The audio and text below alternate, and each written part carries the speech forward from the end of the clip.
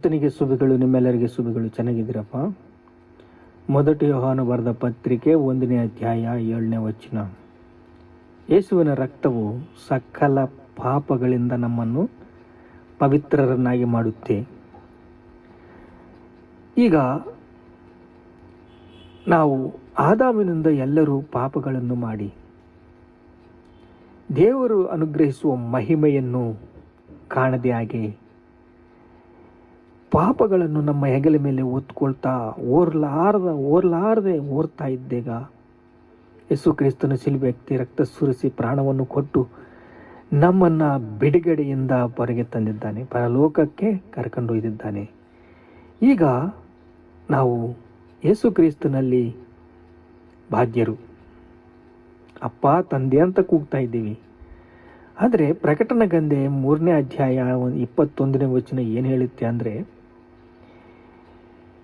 ಈಗ ಶಿಲುಬೆ ಮೇಲೆ ಏಸಪ್ಪ ರಕ್ತ ಸುರಿಸಿ ಪ್ರಾಣವನ್ನು ಕೊಟ್ಟು ಸೈತಾನನ್ನು ಕೊಂದಿದ್ದಾನಾ?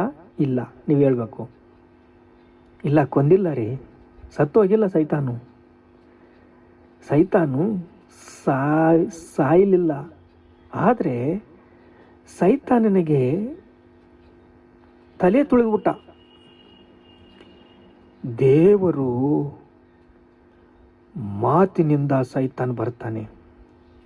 ಸೈತಾನು ದೇವರಿಂದ ಒಂದು ಸಂದೇಶವನ್ನು ತಗೊಂಡು ಬರ್ತಾನೆ, ಸುಮ್ಮನೆ ಬರಲ್ಲ ಸೈತಾನು.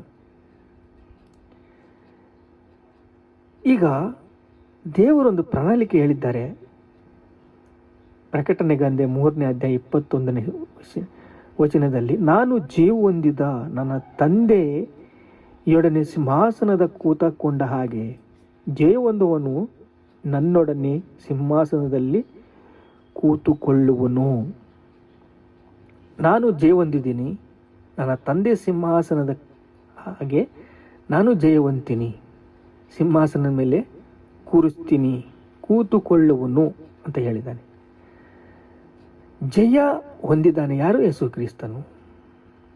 ತಂದೆ ಪರಿಶುದ್ಧನು.